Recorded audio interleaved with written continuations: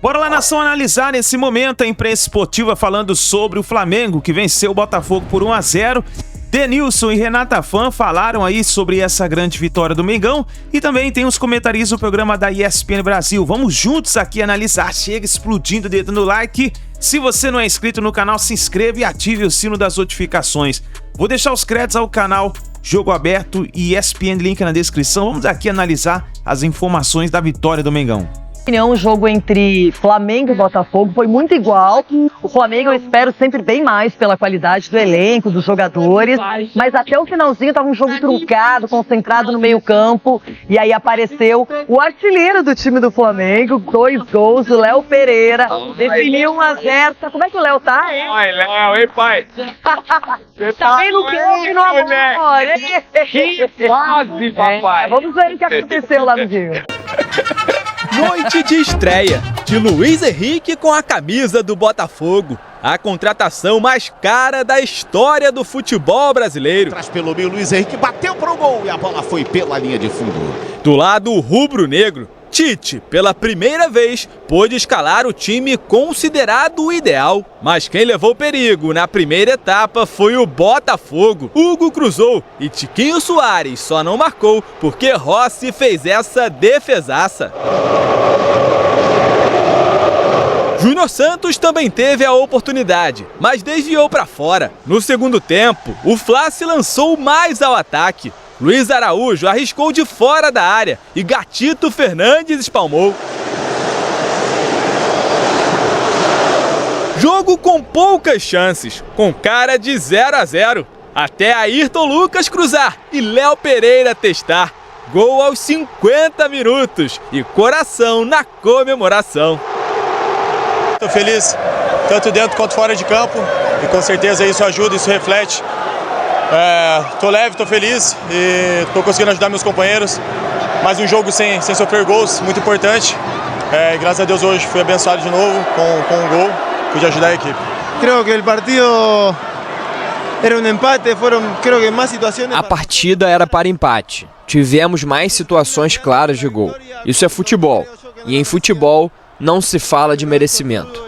Hoje, lamentavelmente, acabamos sofrendo mais um gol no final.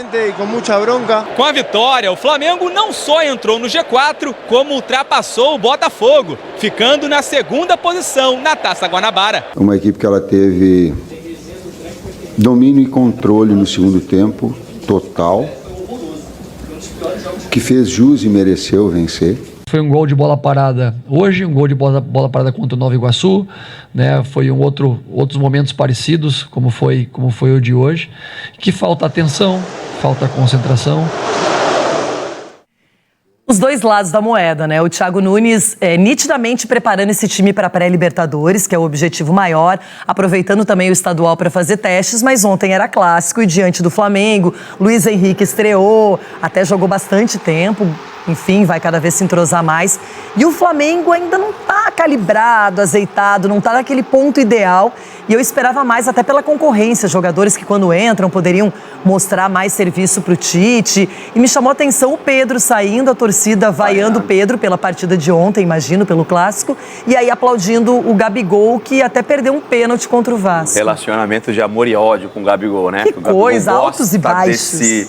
Gosta desse jeito, né? Ele tem obviamente o torcedor tem uma gratidão e um carinho muito grande pelo Gabigol, mas todos os jogadores que têm esse sentimento com o torcedor, eles oscilam, né? Dentro desse campo do sentimento, entre o amor e o ódio.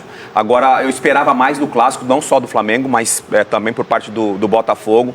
Eu entendo que às vezes o adversário jogar contra o Flamengo, dentro do Maracanã, você tem que ser um time muito mais reativo do que propor jogo e dominar a partida. O Tite, quando fala de domínio, no geral, pelo menos no segundo tempo, pode ser que tenha tido um pouquinho mais de domínio, mas pelo menos nesse começo de temporada para os clubes, e especificamente Flamengo, a sensação é que o Flamengo está custando fazer gol e sofre algumas oportunidades. Se o adversário consegue fazer gol primeiro, não sei se o Flamengo vai ter essa força, né? Vai ter a força de fazer gol, mas eu acho que vai ficar muito exposto na parte defensiva. Contra o Vasco foi dessa forma. O Flamengo dominou até mais contra o jogo contra o Botafogo, mas o Vasco teve as melhores oportunidades no jogo. Flamengo que tem o jogo atrasado com o Volta Redonda, volta a campo no sábado, Volta Redonda que também é o próximo adversário do Botafogo na quarta-feira. E tudo isso você acompanha aqui na Band. Agora... Léo Pereira em 4 jogos no Carioca. 2 gols, então ele é o Carolino, tá? Porque ele está de love-love com a Caroline. Ela tem a filha com o Éder Militão. A Caroline, ela ficou muito famosa também nas redes sociais, é uma influenciadora, divertidíssima, inclusive. E ele tá agora com ela, então eles estão brincando que ele é o Carolino. Então, sorte no amor e no jogo. Lidera vários quesitos, em passes certos, lançamentos certos, rebatidas, bloqueios de chutes. Tem sido, então, a boa notícia, a grande boa notícia para esse início de trabalho do Flamengo na temporada. Mas vai de aquele 2024. carimbo, assim, melhor jogador do Flamengo no ano, na última semana, no último todos os tempos? Já tem isso? Não, né? É tão cedo, né, Marra? Não é? É cedo, mas... Mas dá pra elogiar o que ele tá fazendo. Dá pra elogiar, não. Aquelas 2 bolas no jogo contra o Vasco... Até porque, salvadoras, vamos lembrar que ele viveu momentos ruins, né? Sim. Do tipo, ser pego na noite e tal, né? A torcida não suportava ouvir falar no Léo, né? Mas depois que ele voltou a encarar profissionalmente, ele deu muito a volta por cima. Para mim, o destaque da temporada passada na zaga foi o Fabrício Bruno. Verdade. Foi um dos principais jogadores do Campeonato Brasileiro, eu achei. Mas o Léo foi bem. E o Léo, na atual temporada, vai muito bem. É um jogador que ele tem uma característica, o Fabrício Bruno também, que não é muito comum de zagueiro, né? Zagueiro que tem velocidade, que tem boa recuperação. Para um time que joga em linha alta, como é o Flamengo, a gente vai falar que o Flamengo vai jogar 90% dos jogos em linha alta. E é preciso ter um zagueiro que encare na velocidade. Os dois encaram bem. E a recuperação dele naquela cabeçada do Verratti, foi demais. Aquilo é um gol. Aquilo é um gol que ele evitou e que acaba sendo um gol dele. Veio depois, entendeu? Uma semana depois, alguns dias depois, veio. Delayzinho, né? E é recuperação até do cara estar atento na partida o tempo todo e de pensar rápido, né? Então é uma reação, né, da jogada mesmo, assim, a maneira como ele defende. No 3-2 do Botafogo foi 2 gols dele também, né? No primeiro turno do Campeonato Brasileiro da temporada passada. Eu acho que o Léo, ele tem sido uma peça importante, não vou falar o destaque da equipe do Flamengo, mas uma peça importante de um time em que você pode questionar muito mais a titularidade, talvez do meio para frente, assim. Eu acho que entre os zagueiros, para mim, ele é muito bem definido. Fabrício e Léo. E o Léo, ele sobe um pouco o posto justamente nessa bola aérea, né? Então, lá na frente, ele também consegue ajudar o Flamengo. Aquele gol contra o Corinthians, em que tá tudo desarrumado, o empate quase certinho, e ele machucado vai lá na frente e marca. Então, acho que esse comprometimento dele, dos últimos tempos para cá, colocaram ele nesse patamar. Acho que de lá de trás, a única dúvida que existe... Existem 2, né? Porque a gente precisa ver o Vinha com o passar do tempo, entre os laterais, e o Ayrton Lucas. Mas é na outra lateral. E eu acho que... A gente já falou sobre isso, já fizemos até campinho sobre isso. Eu acho que o Varela, por mais que ele ofereça menos em velocidade de ataque, em ofensividade, eu acho que o Wesley oferece muito, né? Que é um jogador que vai em direção ao gol, que é muito rápido e tal. Eu acho que o Varela vai ganhando a preferência, até por uma outra questão. Semana passada precisou jogar do lateral esquerdo, ele vai. Ele foi bem, ele foi mal? Não, é o seguinte, ele vai. Você pode contar mais com ele fazendo o outro lado também. Mas, especialmente, quando pensa no comportamento de toda a equipe sem a bola. Porque ele pode ser, a gente já falou sobre isso outras vezes, o cara que permite que o Arrascaeta não precise voltar tanto. O Arrascaeta pode ser ao lado do Pedro, o time volta em 4-4-2, marca em 4-4-2, os dois, não conta para eles. Eles podem vigiar, eles não precisam do trabalho sujo, do carrinho, de tudo, mas eles não precisam saber disso, tá? A gente fala que precisa. Isso, precisa. Claro, mantém morre ali, pela bola. Mas, tendo o Varela, que vai ser um cara que não vai quebrar a sua última linha, ele vai respeitar a última linha de marcação, ele dá um certo conforto para Arrascaeta e Pedro. Mas dá para perceber, só sobre isso, bem rapidinho, dá para perceber a indefinição sobre isso do Tite, né? Essa dúvida, na verdade, porque com o Varela ele tem essa proteção e aí com o De La Cruz ele não tem essa profundidade e aí dá para ver que ele mexe no lateral. Ele precisa da profundidade. Para ele não mexer necessariamente no De La Cruz, né? Você, Mari, falou sobre talvez a parte defensiva tá mais bem definida, ou pelo menos a dupla de zaga. E na frente não. O Tite falou exatamente sobre Gabigol e Pedro, porque ontem, quando o Pedro sai, o Gabigol foi muito ovacionado. A gente coloca o técnico do Flamengo agora. Eu vi o apoio delas. Não percebi o que foi. Para as duas, e na busca ela estava até um pouquinho impaciente pelo resultado, ela queria o resultado. Nós temos que saber entender a reação da torcedora. Ela estava, por vezes, tocava uma bola de lado, ela reclamava aqui fora, reclamava aqui atrás no meu banco. Mas não dá para te perder a consciência. Não dá. Não dá para te achar que tu vai sair de qualquer jeito e tu vai lá fazer o gol. Ele necessita. E jogar com essa pressão. Por isso que eu falei dos atletas, eles terem essa maturidade. Isso vai dando crédito, vai dando... E titularidade é a sequência de jogos que vai dando. Elas são os momentos de cada um. O Pedro tem sido goleador, eu acho.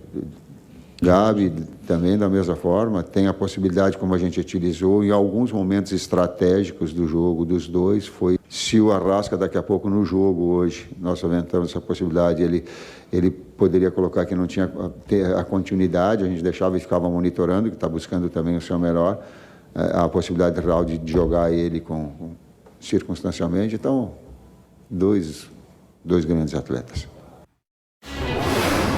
Números, então, dos dois, Rafa. Já vou ler aqui direitinho para você visualizar, tá? Jogos, 3 do Pedro, 4 do Gabigol. O Pedro foi titular em 3, o Gabigol em 1. Minutos, aí o Pedro tem mais, 237, o Gabigol tem 168, cada um tem um gol. Rafa, acho que as vaias ficaram evidentes ali, né, no intervalo, e depois aquela manifestação da torcida aos 32 do segundo tempo, quando tem a substituição. Primeiro as vaias e depois os aplausos quando entra o Gabigol. Existe essa divisão na torcida hoje e existe assim, de fato, o Pedro é o titular? Porque tem sido nos últimos jogos. O Tite vai repensar isso ou não? Porque na entrevista ele não respondeu, né? Essa que é a verdade. Saiu pela tangente, né? Ele não vai nunca dar elementos, ainda mais depois de um jogo, ainda sem ter todas as informações da partida, ele jamais vai dar elementos que suscitem a possibilidade de algo ser ventilado em relação a essa mudança no ataque. Eu tenho o sentimento que ainda não, Bruno e amigos. Eu acho que o Pedro ainda tem mais prestígio como treinador. E para o que o Tite pretende do Flamengo, em termos de controle de jogo, em termos de centroavante com referência, com capacidade de fazer a prisão da linha defensiva oponente, que apareça em diagonais para tabelas pelo corredor central, tudo isso aí o Pedro entrega mais do que o Gabigol. Tem mais recursos para essa função do que o Gabigol. O que o Gabigol tem mais é prestígio com a torcida. Isso não se compra no mercado, não se compra na papelaria, não está à venda em lugar nenhum. Ontem, eu confesso a você que, acompanhando o jogo aqui de dentro do estádio, fiquei bastante surpreso com essa manifestação maciça do torcedor, aplaudindo de maneira esfuziante um jogador que no clássico anterior perdeu um pênalti aos 45 minutos do segundo tempo, um pênalti que evitou que o Flamengo vencesse o Vasco. A moral do Gabigol é muito grande, né? E essa história dele entrar elétrico e aí marcar 3, 4 jogadores, correr atrás da bola como se fosse um faminto atrás de um prato de comida, isso também tem o seu valor, isso cativa o torcedor. Mas para efeito de funcionamento do time, o Tite não deve fazer essa mudança, não. A tendência natural é que o Pedro continue como titular, pelo menos durante algum tempo, até que em algum momento o Tite encontre uma outra formatação de jogo, aí isso envolve todos os setores, que permita essa formatação, a volta do Gabigol à titularidade. A Mari estava falando sobre a questão dos jogadores que são intocáveis do Flamengo. Hoje, a meu juízo, há 4 jogadores que não podem sair. Os 2 zagueiros, Fabrício Bruno e Léo Pereira, o Pulgar e o Arrascaeta. Todos os outros são substituíveis, né? Todos podem ser sacados em algum momento por alguma circunstância. Esses que eu citei pertencem a uma espécie de tronco rígido, espinha dorsal, e não vão sair do time do Flamengo, pelo menos não num primeiro momento no que o Tite planeja para a temporada. E só para não perder o gancho aqui, o Flamengo publicou hoje no Twitter, né, uma arte em alusão aos 5 anos da morte dos 10 meninos daquele trágico incêndio no Ninho do Urubu, com os nomes deles aqui numa arte em formato de escalação. o Riquelme de Souza Viana, Pablo Henrique, Samuel Thomas, Vitor Isaías, Christian Esmério, Jetson dos Santos, Jorge Eduardo, Bernardo Pizeta, Átila de Souza Paixão e o Arthur Vinícius. 5 anos de uma tragédia que ninguém consegue esquecer, meus amigos. Tá aí, nação, então, as informações do Flamengo. Deixa o seu like, se inscreva no canal e fica ligado, a gente vai trazendo mais informações pra vocês, tá bom? Tamo junto, a gente se vê no próximo vídeo.